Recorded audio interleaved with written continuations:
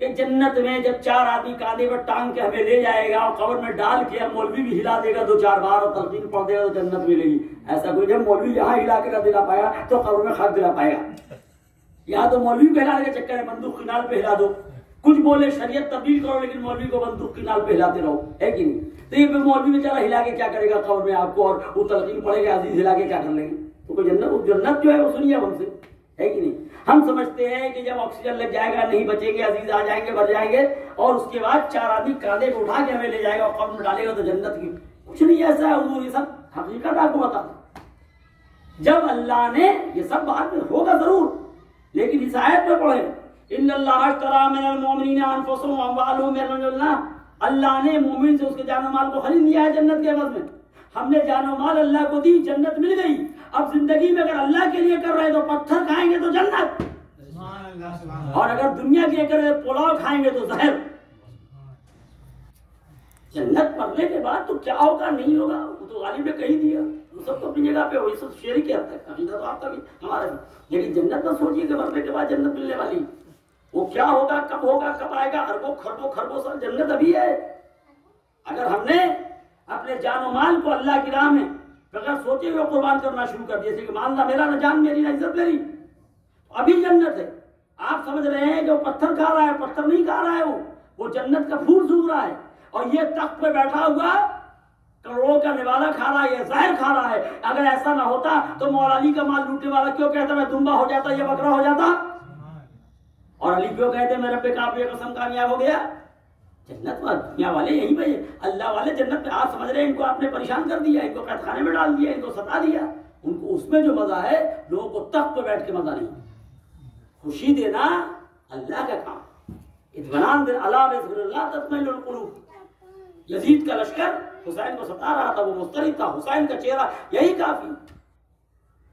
क्या चेहलुम है और एक ही चीजें, ये चीजें मारिफत के लिए काफी।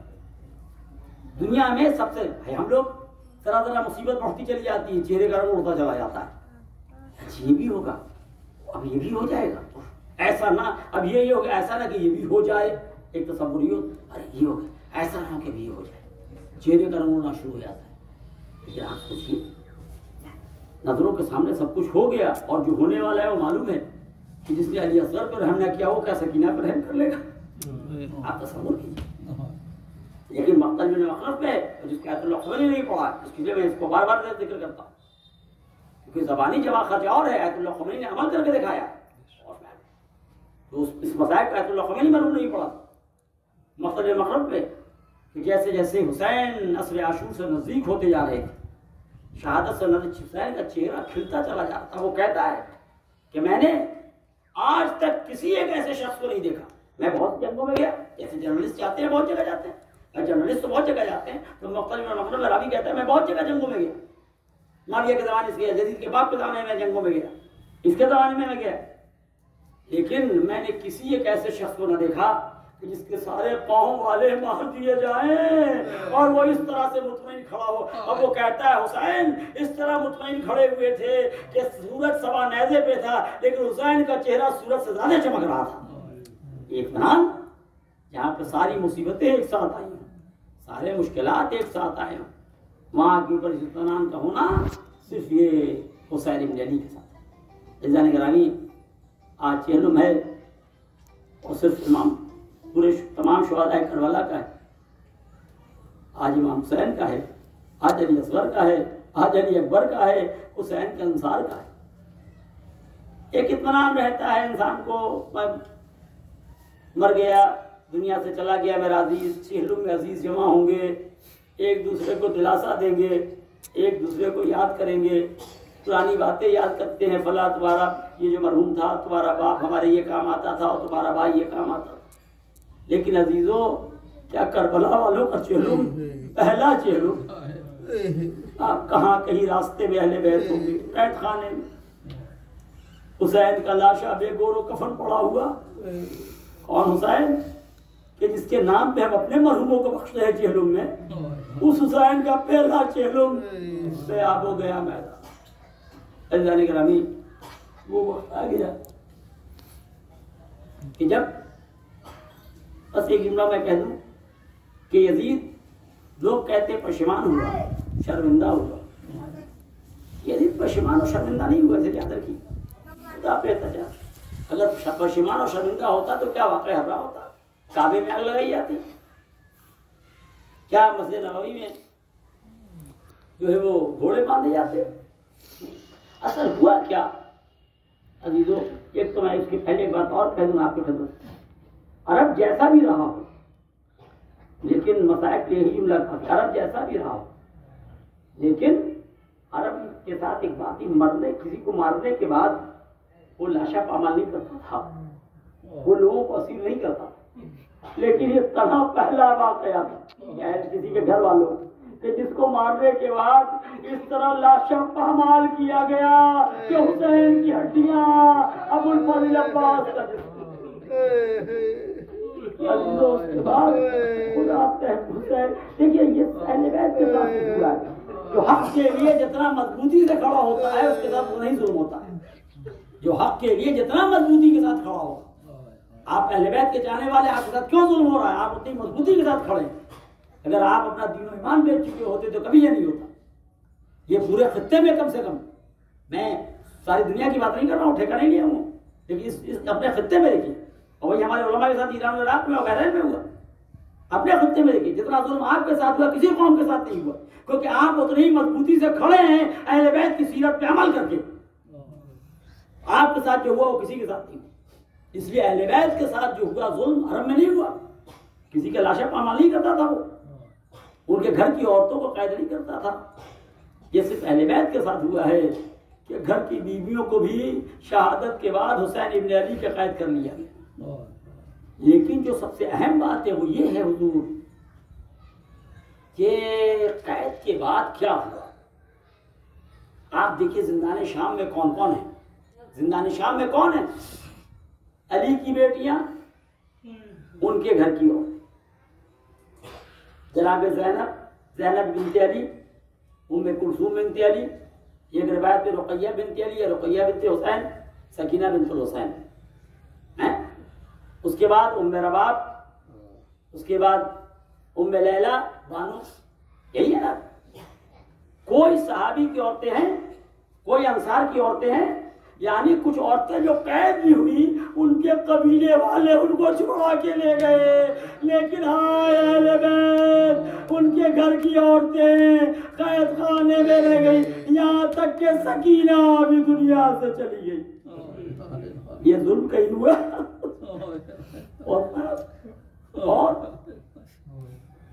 यजीद पशेमान नहीं हुआ ये कि हुसैन की बेटी एक उम्मीद में कि परिंदे कहाँ जा रहे हैं, बेटी अपने वतन को जा रहे हैं, परिंदे अपने वतन को जा रहे हैं, परिंदे अपने फूफी अम्मा हमें वतन जाना कब नसीब होगा। तभी तो जब रिहाई मिली है तो सारी औरतें सकीना की कब्र पे आ गई, बेटी सकीना, अरे चलो हम अपने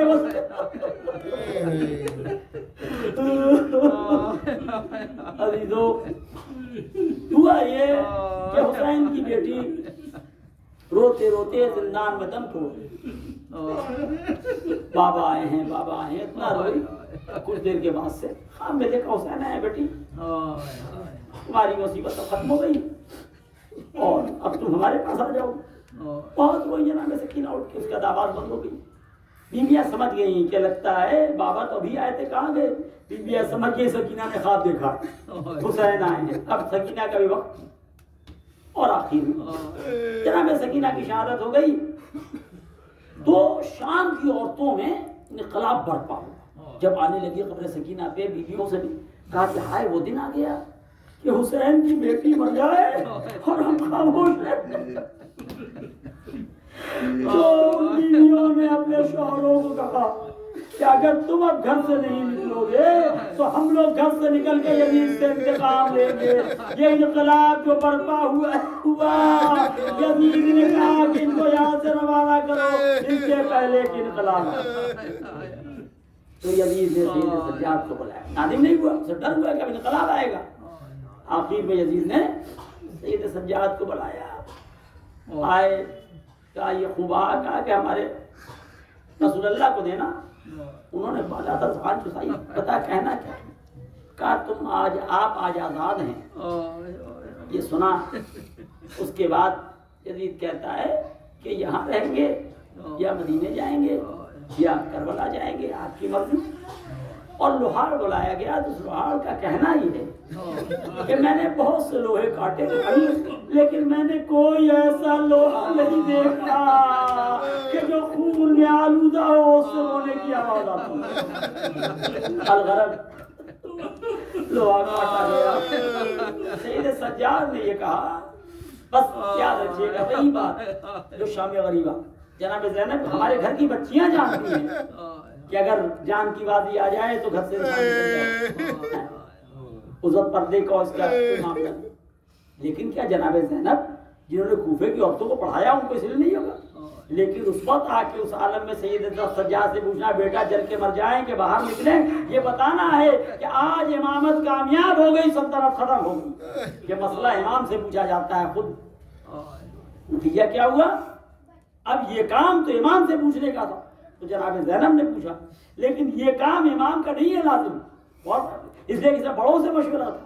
तो जब यजीद ने कहा कि आप यहाँ रहेंगे या जाएंगे, कहा कि मैं ये खुद नहीं बता सकता, मैं अपनी फूफी अम्मा से पूछ के बताऊंगा। वही जो जनाब ज़ैनब ने वहाँ किया, यहाँ सैयद सज्जाद ने किया। अब सैयद सज्जाद लौट के अपने हुजरे अपने खाने में जब आए तो याद ये वही 28 रजब वाली शब 28 वाली कैफियत, जब इमाम हुसैन को आने में देर हुई थी, जनाब ज़ैनब ने अपने हाथों को इमाम हुसैन के बाहों में डाल दिया। उस दिन बाप के हाथों में डाला, गले में डाला, आज बेटे के गले में। बेटा सैयद सज्जाद तुम्हें आने में देर हो गई थी, हमारा दिल घबरा। अम्मा आज हम आजाद हुए। आप समझ सकते हैं कि बीवियों की क्या कैफियत हुई होगी। सब जनाबे सकीना के कब्र पे आ गए। आज हम आजाद हो, आज हम आजाद हो। अलगरज तबरुकात आने लगे और जब तबरुकात आए तो फिर हर ने अपने वारिस के सर को आके गोदी में लिया। उम्मे लैला ने अली अकबर के सर को और रबाब ने और उम्मे फरवा ने कासिम के सर को और जनाब ज़ैनब ने इमाम हुसैन दो सराया, कोई लेने वाला नहीं था। तो वो बीवियां जो आई हुई थी उन्होंने क्योंकि दो सर कोई नहीं लेने वाला, तो जो बीवियां आई हुई थी उन्होंने सर का हल्का कर दिया, मातम शुरू किया। लगता है इसकी माँ मर गई, रास्ते में मर गई, या शाम गरीमा मर गई यार खैमे के दरमियान। ऐसा न कहिए, तारीफ कह दी जनाब, ऐसा ना कहिए इनकी माँ वो है जिसने खैमे में जलने से नहीं बचाया। अजीजों मातम होता रहा, किया जाता था। फिर सवारियां आई, बीवियां सवारी पे सवार हो गई। अचानक एक शोर हुआ, अचानक एक शोर हुआ, अरे रब बानो कहाँ है, बानो कहाँ है? एक शोर हुआ, सब समझ गई इसमें तहकीक की जरूरत ही कि लगता है उस अपनी बेटी के कब्र पे होगी। जो याद रिवायत कहती जनाब ज़ैनब पहुंची तो क्या देखा, असगर की जनाब सकीना की मां अरे कब्र को ऐसे समेट के पकड़े हुए जैसे किसी बच्चे को गोदी में लिया जाता है। अरे चलो हम हो गए, अरे आपके लिए तो गुजारा, मेरा एक सलाम में मारा गया बेटा, एक बेटी आ रह गई हुसैन में, अरे हम जाके क्या करेंगे। आगे बढ़ी करबला की तरफ, पहला दायरे हुसैन करबला आया हुआ है। गुस्ल किया, गुलाम को कहा हमें कब्र हुसैन के पास, कहा कि यहाँ तो बड़ी कब्रें नजर आ रही है, कहा हमें कब्रों के दरमियान छोड़ दो, मैं खुद पता कर लूंगा।